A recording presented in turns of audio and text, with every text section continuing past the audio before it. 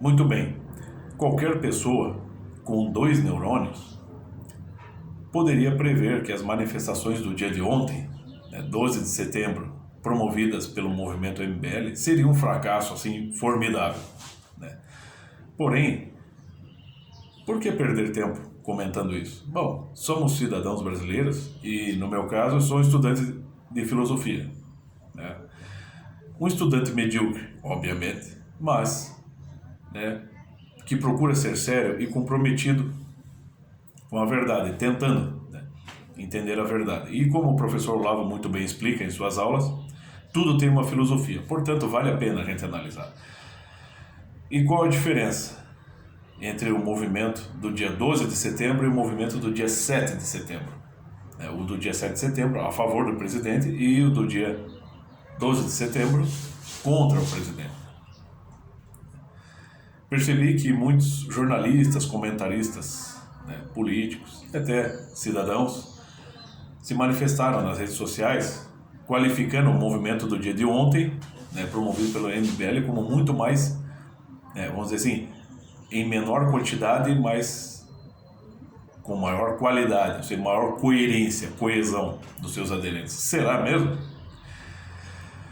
Como é que pode, gente, ser um grupo como o MBL, que também já foi processado e ainda é processado por corrupção, pessoas do MBL inclusive foram presas, É um grupo que não está isento de corrupção, que é liderado por jovens que, embora bastante habilidosos, que, vamos dizer, dispõem de certa habilidade intelectual, não dispõem de maturidade nem de bom caráter, vamos dizer assim, promover um movimento que pretende derrubar um presidente justamente acusando de corrupção. Entendeu? Como é que pode reunir Arthur Duval, Kim Kataguiri e Renan dos Santos, que não são exemplo de coisa alguma,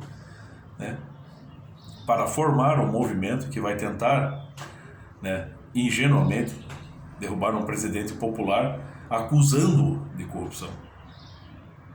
Como é que pode um movimento como o MBL desejar coerência nas suas manifestações, convocando, por exemplo, o Nando Moura, que é um cara que recentemente estava queimando livros em sua lareira e tentando vender esse ato como uma ação de uma pessoa inteligente, tentando se autoafirmar como uma pessoa inteligente.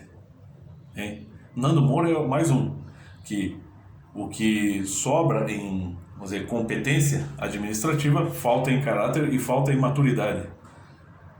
Um cara que banca o machão na internet, mas em público tá pianinho, tá docinho. Como é que pode haver coerência numa manifestação que se pretende derrubar um presidente e lutar pela democracia, pelo Brasil,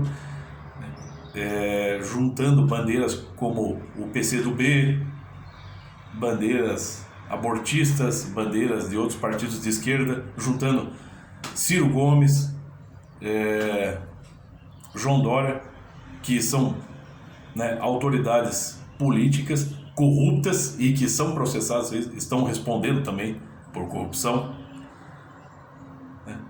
Quer dizer, e ainda no final houve atrito, houve até, parece, não só uma discussão, houve agressão por parte, assim, entre o grupo do João Dória e o grupo do MBL. Houve, assim, um desentendimento que resultou em agressões.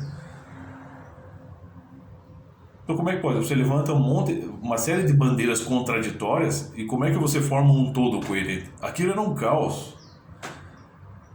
Embora pequeno, o movimento foi caótico e um show de hipocrisia. Mas o movimento do Bolsonaro, embora, o movimento pró-Bolsonaro, embora, vamos dizer assim, tenha sido em grande proporção, ainda assim você tinha pessoas levantando cartazes pela derrubada do STF, pela intervenção militar, beleza. A questão é a seguinte, o movimento pró-Bolsonaro foi muito mais coerente que esse aí, Só que o movimento daquela proporção, ele tem digressões. Eu não vi o presidente Bolsonaro apoiando qualquer uma daquelas bandeiras pró-intervenção militar ou pró-derrubada do STF. Ou seja, vamos liquidar com o STF. Não, você não tinha isso, né? E vamos ser mais honestos. Eu apoio o presidente Jair Bolsonaro. Eu prefiro ele, eu acho ele menos pior. Eu não acho que ele é salvação para o país. E vamos colocar só um parênteses aqui. O presidente Bolsonaro não é um conservador. O presidente Bolsonaro, você pode perceber, ele pode se tornar um conservador diante de Lula, diante de Dória, diante de Ciro Gomes. Mas ele propriamente não é bem um conservador, tá? Mas eu acredito que ele é alguém que está fazendo um mínimo, pelo menos, para melhorar o país. Um mínimo. Um mínimo ele faz, isso eu sei. Embora cometa um monte de erros. Sente lá na cadeira presidencial se você acredita que você é uma alternativa. Não, o troço não é fácil, gente. Não é fácil para ninguém, obviamente. Nem para o pessoal do MBL. Então, esse movimento pró-Bolsonaro, de fato ele teve ali pontos bastante incoerentes, mas no todo ele foi mais coerente. Mas, repetindo, sendo mais honesto, eu acredito que menos da metade do povo que estava lá apoiando o Bolsonaro no 7 de setembro realmente estavam coerentes, estavam coesos. O resto é tudo assim, um bando de fanáticos. Mito. A gente tem que tentar entender a verdade da coisa e observar a verdade, pelo menos tentar. E eu percebo assim que muitos dos canais de direita não passam de canais fanáticos. Tem o tal o Lisboa, né? O vlog do Lisboa, né? Aquele cara, eu acho que ele se masturba pensando em Bolsonaro. Aquilo é estúpido. Então é um cara que vive de monetização e de contribuição dos seus seguidores. E eu assisti muitos vídeos dele, eu percebi que em muitos vídeos ele simplesmente não fez nada. Ele fica passeando ali por alguma região onde vai haver manifestação ou tentando flagrar algum tumulto do lado da esquerda, enfim. Ele faz uns vídeos bastante pífios, que não esclarecem nada. Mas tá lá agradecendo as pessoas que estão ajudando, estão pagando o café da manhã dele, pagando o almoço. O cara tá lá, muitas vezes fazendo um alarde de que o Brasil está próximo de se tornar um país socialista. Tá lá gordo, andando por onde quer, falando o que quer, entendeu? Como é que pode isso? E de repente em muitos canais de direita, depois daquele problema que houve, o movimento pró-Bolsonaro no 7 de setembro, beleza, teve o seu mérito e a sua grandeza, mas no dia seguinte você tem a greve dos caminhoneiros que já gerou uma contradição aí, e o Bolsonaro teve que apaziguar a coisa, para que, vamos dizer assim, a coisa, um movimento não anulasse o outro, entendeu? E ainda houve, por intermediação do ex-presidente Michel Temer, uma espécie de acordo entre o Bolsonaro e o Alexandre de Moraes.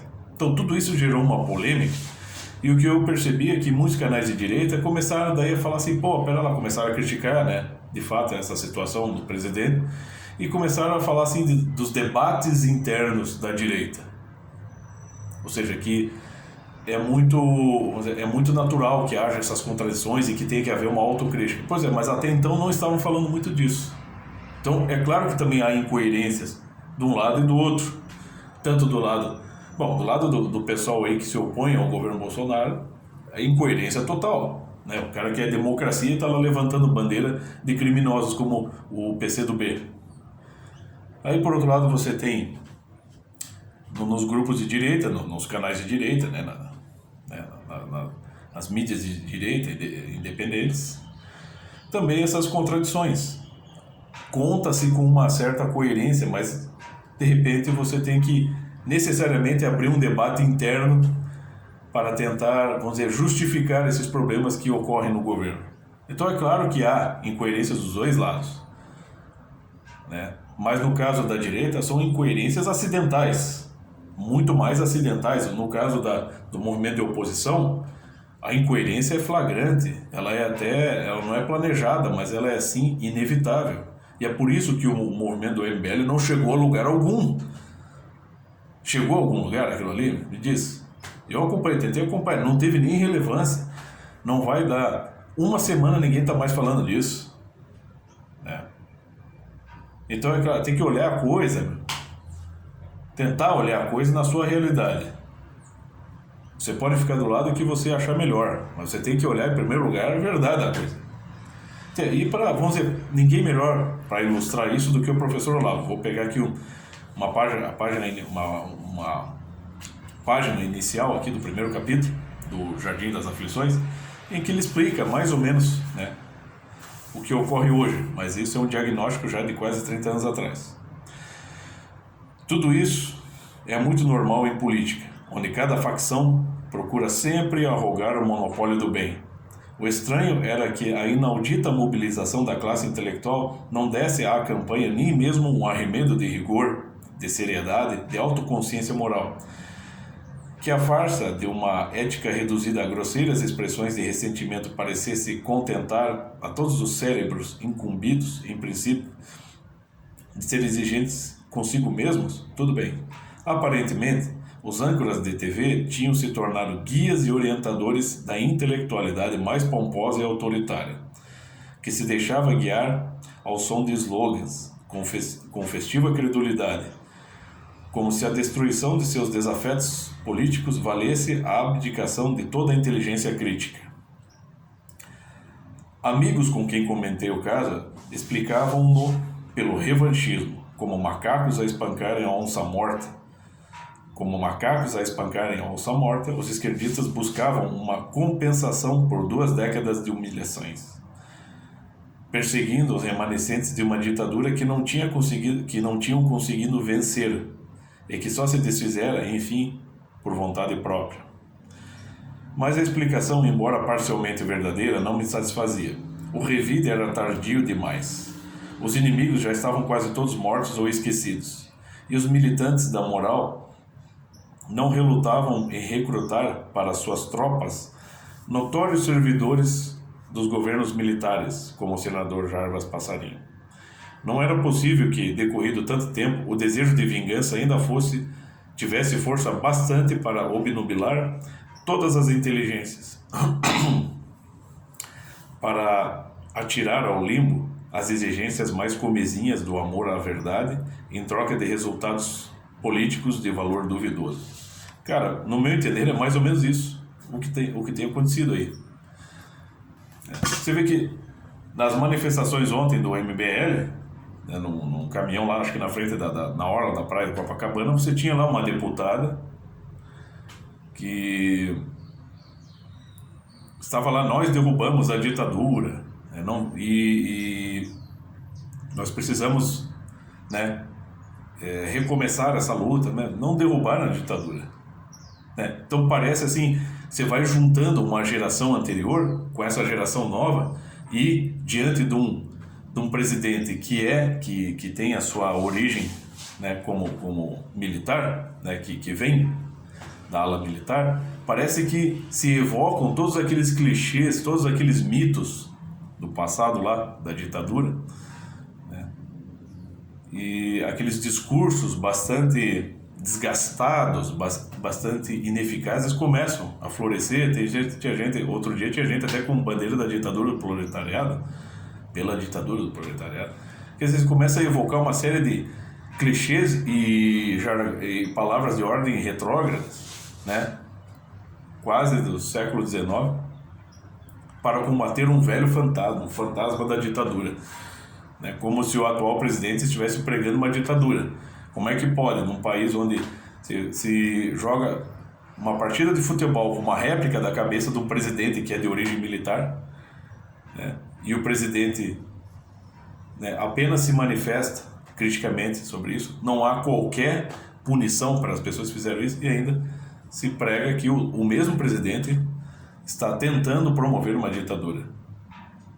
Então é aquela coisa, os macacos espancando a onça morta, né? Quer dizer, os caras estão combatendo clichês, fantasmas, estão, né, vamos dizer assim, estão se dirigindo a uma situação que, no meu entender, não existe, né? Eles estão criando uma versão dos fatos e não se atendo aos fatos, né? É a famosa, as narrativas, e tudo isso tem muito a ver com a articulação dos movimentos de esquerda, né, que são internacionais, né, e aqui no Brasil não é diferente. Então, no meu entender, é isso. Faltou ali um bando de moleques que, embora talentosas e competentes, né, inteligentes, não têm maturidade, não têm responsabilidade e não têm um bom caráter, né? Eles se alinham a qualquer coisa para tentar derrubar o atual presidente, porque a intenção não é o bem do Brasil, não é oferecer algo de bom para o Brasil, mas eles, né, chegarem a algum lugar, eles, né, vamos dizer, realizarem as suas próprias pautas, os seus próprios ideais, entendeu? E tudo isso só se torna viável aliando-se a tudo que não presta, sobretudo aos movimentos de esquerda.